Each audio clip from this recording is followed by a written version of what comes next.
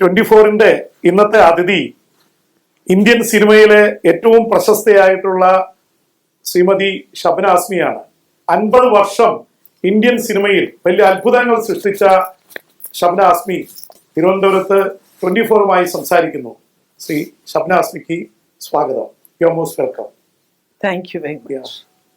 Ma'am, you are acting in the latest series of Kathal, where you are depicted as a character Sheila Ben, and who is leading a gang controlling these drugs. So it's a very different role. But you have done a role in Godmother Yes. as a gang leader. How do you compare this? You know, actually, the series is called Dhakaal and it's being released on Netflix. It was created by my daughter-in-law, Shibani. Oh, yeah. Shibani Dandikar Akhtar. And it's being produced by Excel, which is our son's company. So obviously, when she told me, I had to say yes without thinking. Yeah. But after that, when I started working on the character, I had to see that the central challenge would be to make it separate from Rambi Bin of Vinay Shukla's Godmother. But you know, it's written in a way which is completely different, because you know, these are not really women who are gangsters. They are very ordinary women who are, you know, distributing food in dabbas, which is a very, very common thing in Bombay, in Mumbai. Yeah, Mumbai. Yeah. And how they fall into this because of circumstances.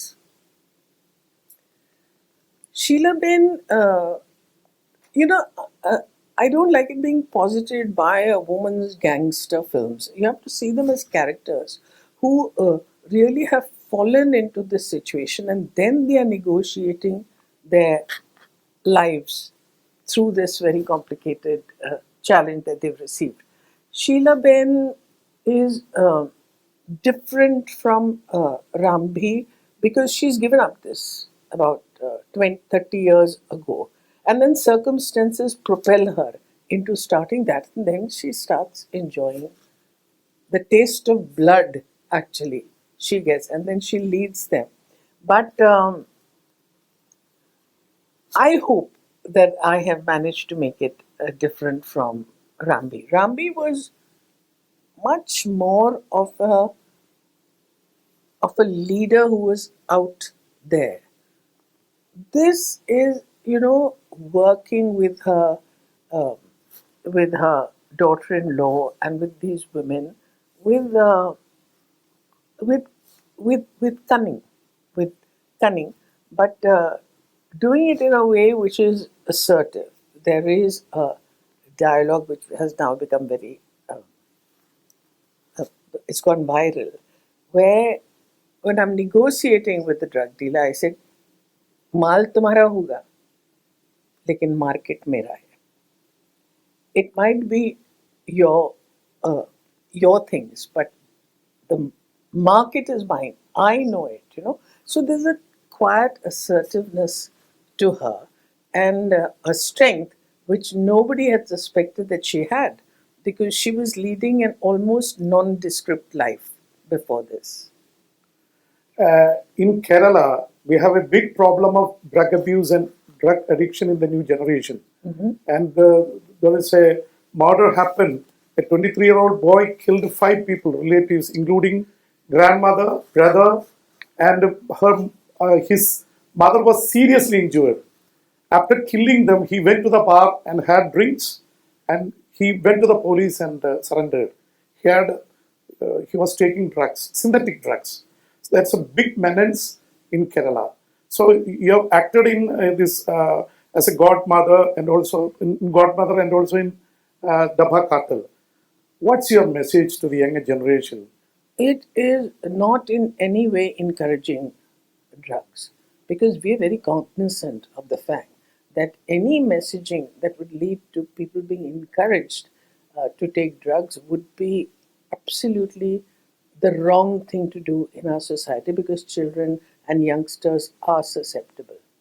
it is about the complications that arrive, that get a whirlpool of these complications these women have to face, and how they're negotiating their way through it. And they realize that this is a very dangerous game. And when it reaches the climax, the girl who plays uh, my daughter-in-law, goes almost crazy. And that, for Rambi, is uh, sort of, obviously it's a cliffhanger, but like I told you, it is not at all encouraging of youngsters taking drugs. Did you think that there are a lot of movies glorifying drug addiction, Not even in really. Malayalam? And I don't know. I haven't seen drug addiction. I mean, it is obviously a issue that calls for conflict and drama. But I don't think any film so far. Firstly, there haven't been so many films, at least in Hindi, and in no way do they glorify uh, drugs. That would be a crime in today's world. And it Do shouldn't you be done. think there is a kind of mafia, international mafia, playing in major cities in India?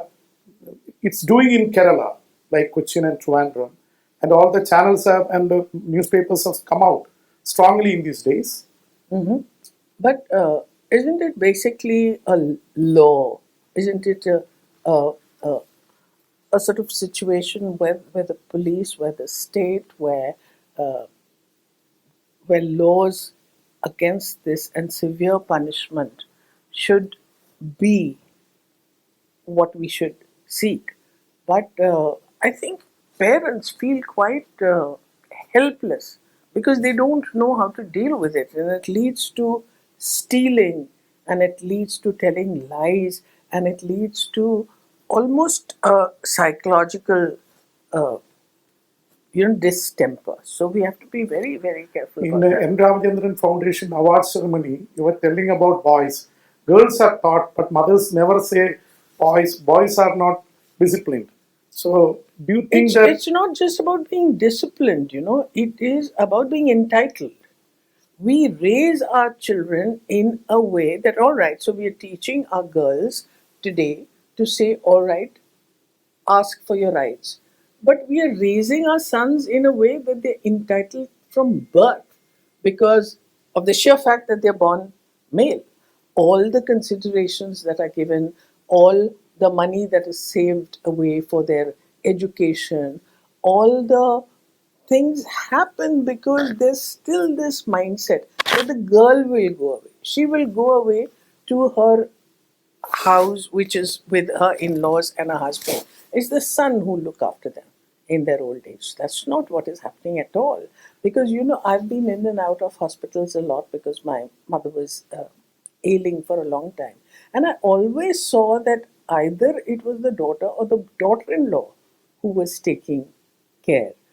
This notion that the boy is better because he is going to be the one that's going to look after you in your old age is simply not holding true anymore. taking to your 50 years of acting, you easily navigated between the Bollywood commercial cinema and parallel cinema. It's not easy, it's two worlds. So, how do you could go through two worlds and how do you compare it? I don't think I was very conscious of that choice that I made, but it's in retrospect when I think about it, I realized the reason I did it is because I thought that it would be helpful to the alternative cinema if I became a star in the commercial terms and films were coming my way. It's not as if I chased them, they were coming my way, and some of them became very successful.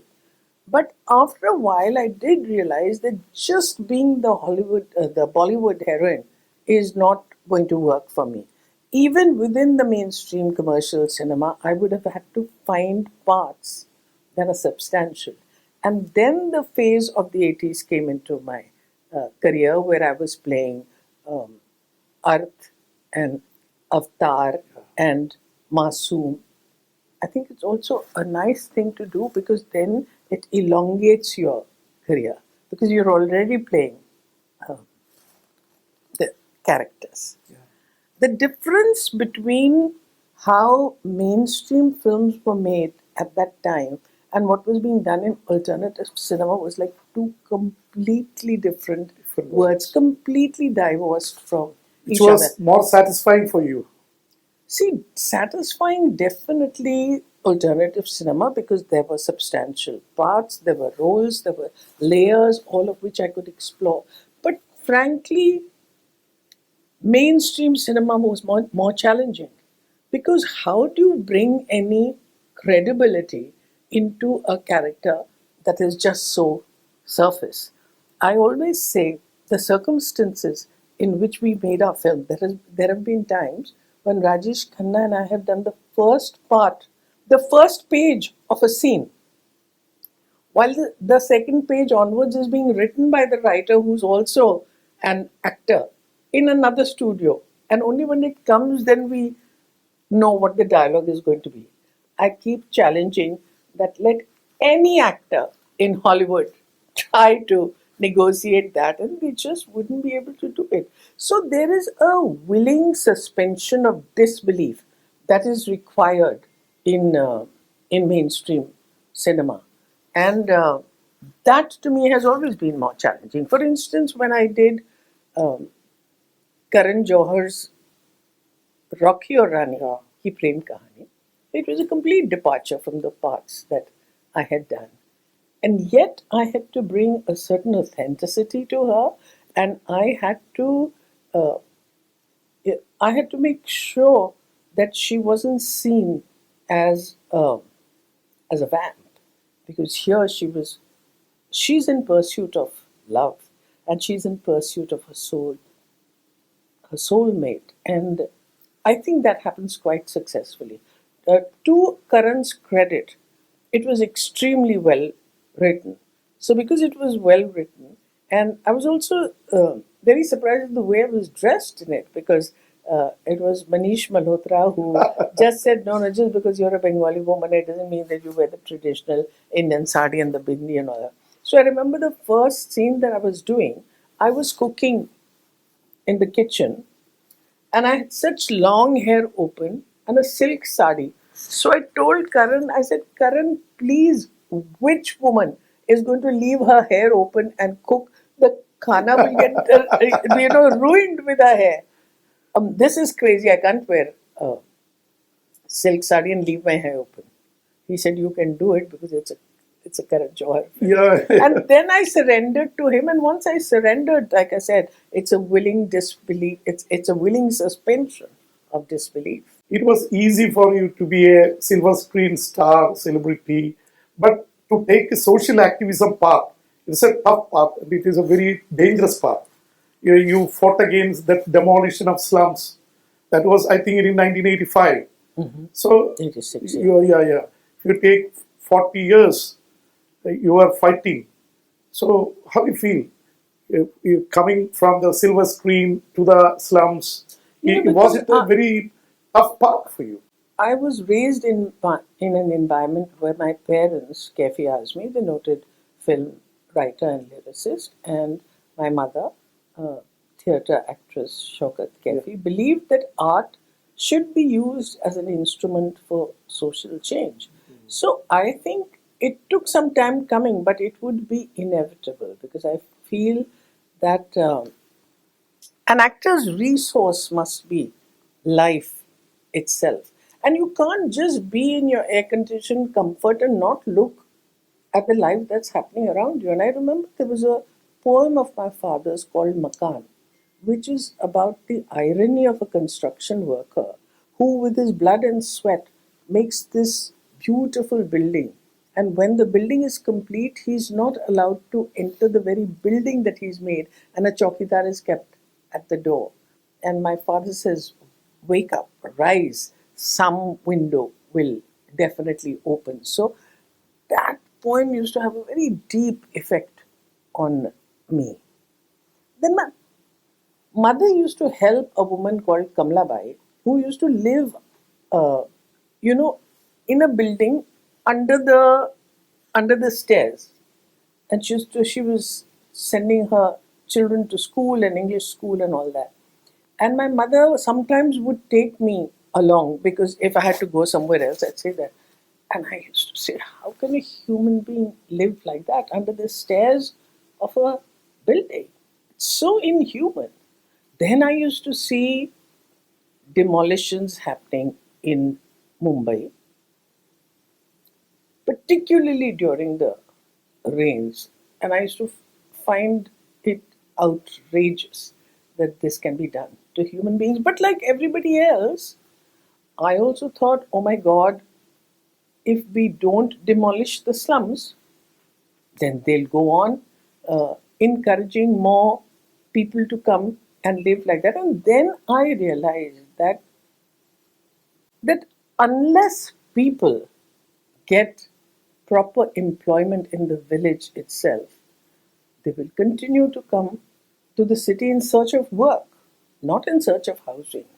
Work they get, but they don't get housing. And and the fact that we, the middle class and the upper middle class, we use them for cheap labor. The boy who brings in your newspaper, the boy who brings in your milk in the morning, the maid who looks after your children so you can go out and have a very comfortable workplace. All that happens because these people are living in the slums. We cannot have a one-way relationship with them. Say that we'll employ you for cheap labor, but then any other human consideration is not to be thought of. And that's when I realized that demolishing slums is not the answer. Upgrading them is. And making, you know, the government should make bank of land in which they can provide subsidized housing for the economically weaker sections. So once I started understanding that, then of course I went on a hunger strike for 5 Yeah. days, and nobody had ever seen a film actress doing that. And there was much Recently, you outward. shared a photo of that. That's right, that's right. Yeah. And it was so interesting because my mother was, it used to kill her because every day she would hear that I'm losing weight or my blood pressure is not good, and she would be very, very terrified. My father wasn't in town, but she would come to the site and she would, raise slogans, and I just thought that kind of support is so wonderful. Then on the fourth day, she got really worried, and she called my father, trunk call, etc. उस वक्त होता था. So she said, see, this is what your daughter is doing, and please come back, and I just can't deal with this, and she's not listening to me, etc. The next day, I got a telegram from my father saying, best of luck, comrade. And that was it, that was it. So then that experience for me and greater involvement with the slum dwellers opened my mind to many, many injustices that are happening. And then, of course, women was always my concern. I was raised in a family where women and men were treated exactly equal. So, at one point, what happened is my father was working in the village in which he was born, called Mijwa, and I was working in the slums. So it intersected beautifully because then I joined my father, because my father used to say, Abba used to say, that they need to get employment in the village itself.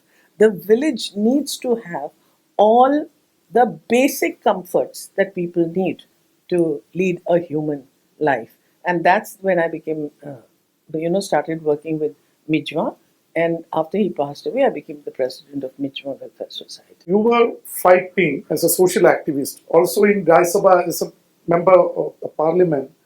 You were fighting against communalism, and Yes. you were dreaming of a secular India. Yeah. So now there is communalism is increasingly getting more It's being support. fanned.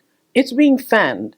It's being fanned because it is being used as a way of, creating hate and emotion against each other, and then with an eye on the electorate, with the eye on Do the you think vote there is a conspiracy behind? bank. Well, see, first, before I talk about the conspiracy and all that, I have to say that, you know, majority and minority communalism are mirror images of each other. And we need to oppose both. What is happening is every fight is being posited as a fight between the Hindu and the Muslim, the Hindu and the Sikh, the Hindu and the Christian. What should actually happen is that the Hindu, Muslim, Sikh, and Christian liberals, they should all come together to fight against the fundamentalists, Hindu, Muslim, Sikh, and Christian, rather than posit it as a Hindu and a Muslim problem. So, also, what is happening is with the minority community, of course, they are in the worst position that they have been. But what happens is it is the Maulvis, the mullahs, and people that have that are not thinking of the community at all, but it's a way of getting power. They are not able to provide the basic roti, kapda, or makan. That's what an individual needs. Now, as a leader, you've not been able to provide that, but you can definitely rouse sentiments, and that they do. And it is the ordinary Muslim who is then victimized for it. I think that this is happening not just in India, it's happening in the entire world, and it's happening in the world more and more, and it's being done under the pretext of nationalism. Now, there's a lot of difference between nationalism and patriotism. The two are being mixed together. Nationalism, for me, is an India within a geographical space that binds people together. And how does that happen?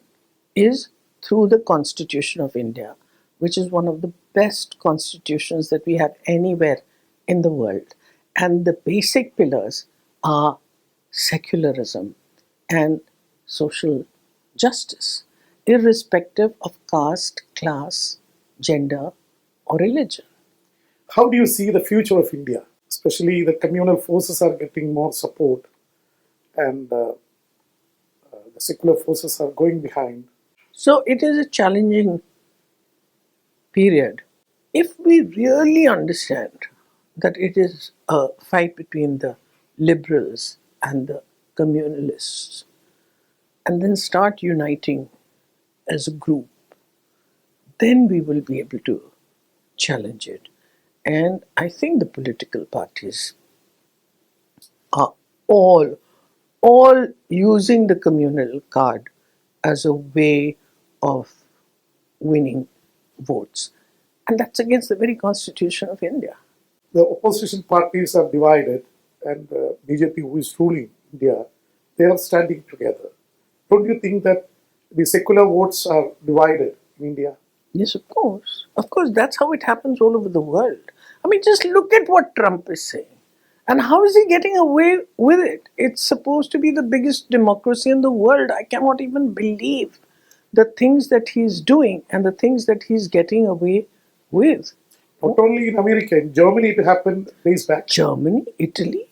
So all countries are thinking of themselves only. They don't have a world view of things. But it's about staying in power, right?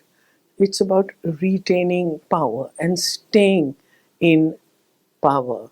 But why should power be misused like that? The actual benefit of power should be that you share power equally, so that other human beings also benefit from that. What is the point of power if it only becomes about the oppressors oppressing the weak even further? That's not power.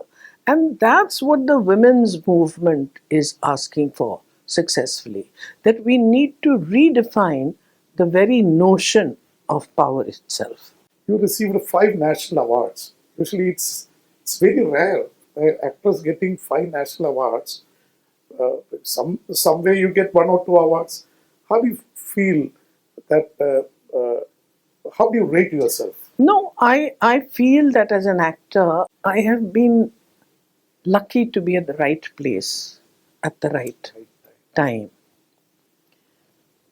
Yeah, I could have had as much talent as I'm supposed to have today. But if the circumstances were not right, then it would be a closely guarded secret, right? But 5 national awards and 3 of them in a row, and share it, and who has exactly the same record? My husband. Javed Akhtar has won 5 national awards and 3 of them in a row. Where does that happen? I mean, it's like it's something to be very, very grateful for. Do you feel a kind of a moral support from your family? Like Very much. Your father, mother? Very much. I couldn't have done everything that I did had it not been for it. I remember when I decided that I'm going to now go to acting school. So I told him, I said, Abba, I would like to be an actress. Will you support me? And I will never forget what he said. He said, Bete, I will support you in anything you decide. Tomorrow, if you decide that you want to become a shoemaker, a mochi, I will support that too. It's very magnanimous. Yes, that provided you tell yourself that you will try and be the best shoemaker in the business. That's great. Now, if you've got that kind of support from your father, what else do you need? My mother has always been supportive. Javed has been extremely, extremely supportive. And my brother is very supportive. My sister-in-law is, because it's a very close-knit family. But to have a spouse who understands and who supports you is a huge, huge thing. I don't think I would have been able to do any of the things that I'm doing had it not been for such support. And I always say that about Javed, that, when you look at us, we are not like a stereotypical husband and wife. He does his own thing, I do my own things. I don't do any of the things. I don't pack his bags and I don't sew buttons on his shirt. I don't do any of that. You're not the traditional woman. I'm not the traditional woman. He doesn't even expect it of me. And he's not the traditional man of the house either. And I accept that. But if I am in the slightest trouble, he gets up like a cobra and is there, protects me and says, don't you dare try anything. Now, can you imagine how much support that is it from your partner? Because half the time you're fighting with your partner only. And here, he is giving you the same kind of support that your father had given you, that your mother had given you. So I am really, really very fortunate. How do you rate the Malayalam movies? Oh, they're lovely. And not only me, it's not only me, all over India, there's become a huge consciousness that Malayalam films are offering different content. See, that's the most important thing, to offer content. Most of the time we're just running after box office, what we think is a box office formula.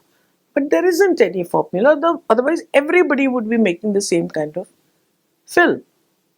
But within that, the different content is coming up in Malayalam cinema. And now, because of OTT, it is becoming much more accessible because there are also subtitles which helps. And there's a growing admiration for Malayalam cinema. And before the West took on same-sex relationships, Yes, Malayalam took with the Padmarajan doing Deshadanakali Karayarilla. that's right. That was a movie shot 30 or 40 years back.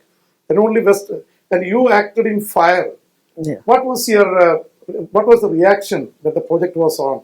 Because it was against the traditional way of relationships. You know, when the film was released, for 3 weeks it did extremely well. Till one political party decided to use it again as a tool for electoral gain. And then they attacked the theatres and they did all kinds of things and all that. And so the film was was removed from the theatres. Even in the International Film Festival here, huge crowd was flocking to see the movie. You know, but then just look at Malayalam cinema and look at Mammootty being such a huge star, apart from being such a glorious actor, doing a part that is not as obvious, As but a gay. the film he's done with Jyotika, Jyotika. and actually producing that film, challenging the very notion of being this supreme male macho hero. I'm absolutely gobsmacked and have nothing but the highest respect Did you talk to Mammootty? for him. I didn't talk. I was with Jyotika. She had arranged a screening, and her husband Surya had also come. I mean, I just couldn't believe it. I just kept thinking, he's such a big star. He doesn't need to Usually do nobody something like that. Who would do that? You know, produce that film. Amazing. So you think that the superstars in Malayalam movie, they are ready to do such kind of characters? I don't think it's... Many won't do. Yeah, because it's not so easy to do. You definitely have to make a conscious decision, because I think it's very important that we don't judge people on their preferred sexual choices. I mean, there are many more things to them, and they are asking to be normalized. And every minority is asking to be normalized, actually. So it is for us. When we don't accept, then we are the people with the limited vision. And so when you make it more visible, it's the part towards normalizing. What's your message for the young actors coming into Indian movies? They have very tough path, because they have to keep their integrity, and also they have to act. There are a lot of things happening in the Indian cinema. See, firstly, I think that you should not look for a career in acting. Just because you have a pretty face and just because you can dance well, that is no reason to join the industry. Don't join the industry for fame and for glamour, because actually it's not glamorous.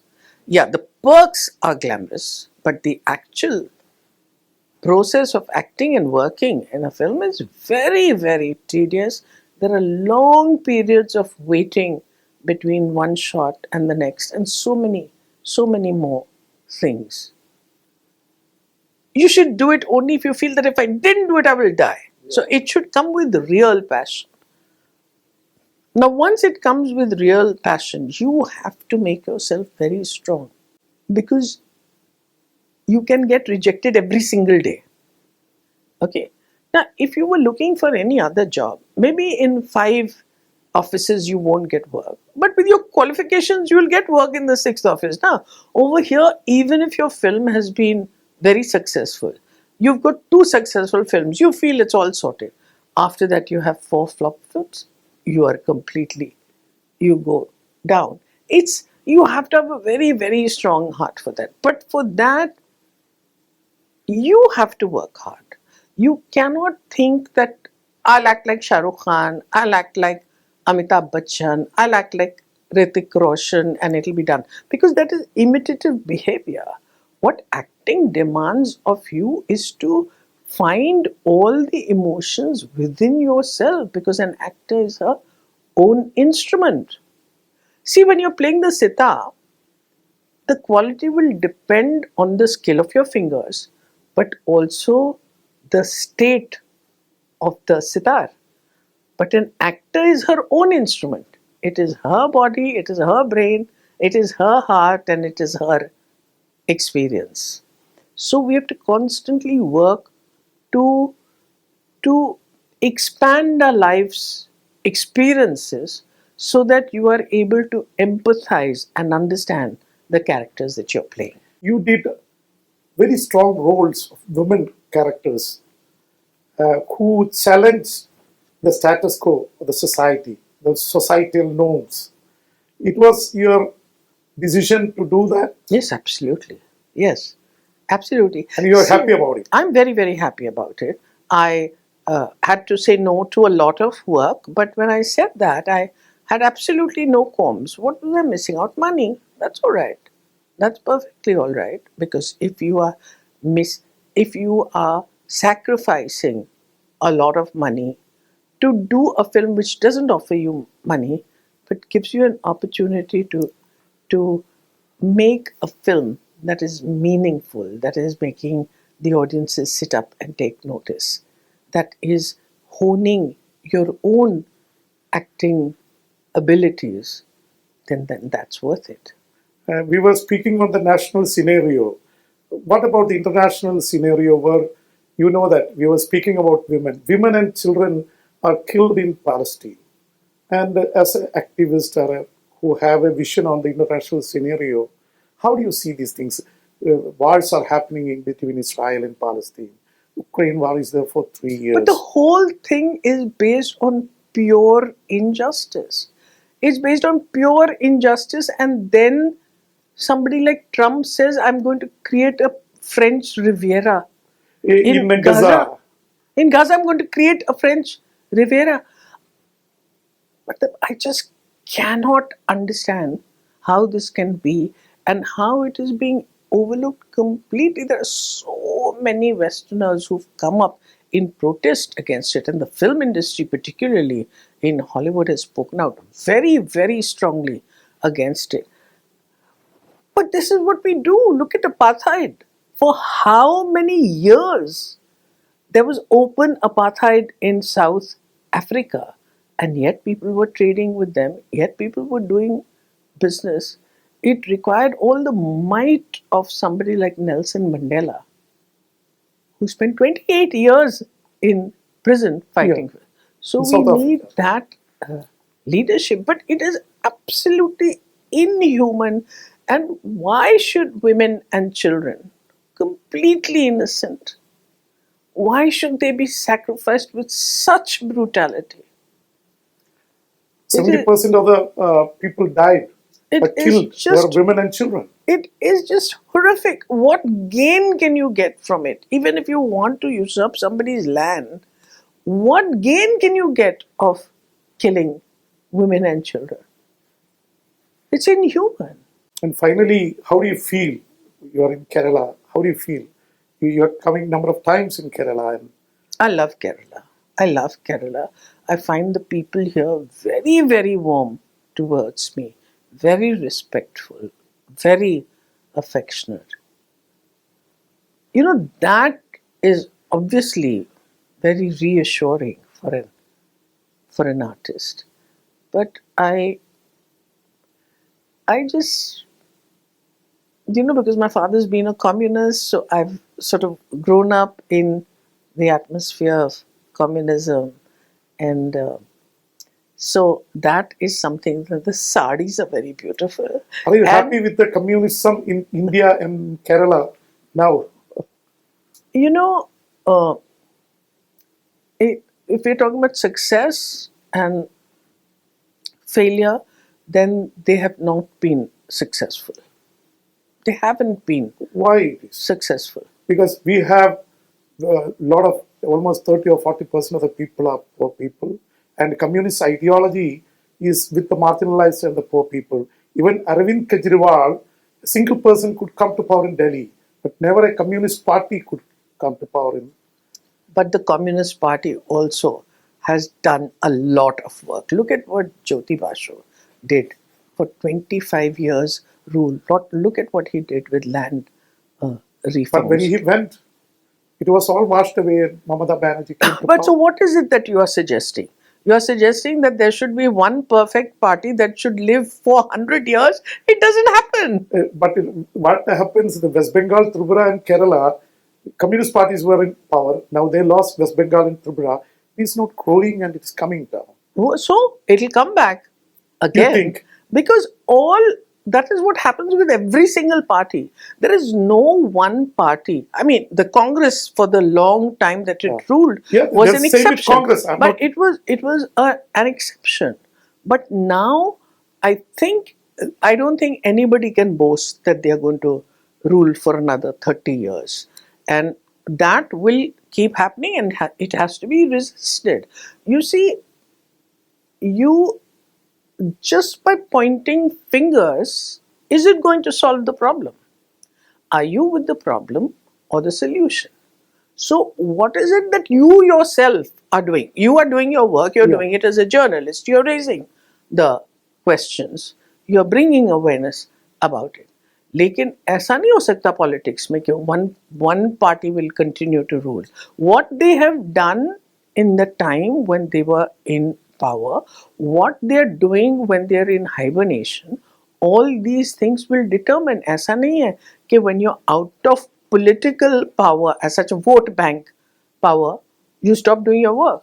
You have to continue doing that. You have to continue winning people's trust, and it's a struggle, and it will continuously be a struggle. Do you think that the secular forces should come together? For example, the Congress, the communists, Mamata, but they're all fighting each other. Yeah, but I mean, that's the writing on the wall. You don't have to be a rocket scientist to say yes, all the secular parties should come together.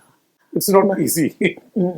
But that really is what is required. Shrimati Shabana Azmi സംസാരിക്കുകയായിരുന്നു ഹൃദയം തുറന്ന് സിനിമയെക്കുറിച്ച്, രാഷ്ട്രീയത്തെക്കുറിച്ച്, ഇന്ത്യയുടെ ഭാവിയെക്കുറിച്ചൊക്കെ. Thank you Shabana Azmi. Thank you.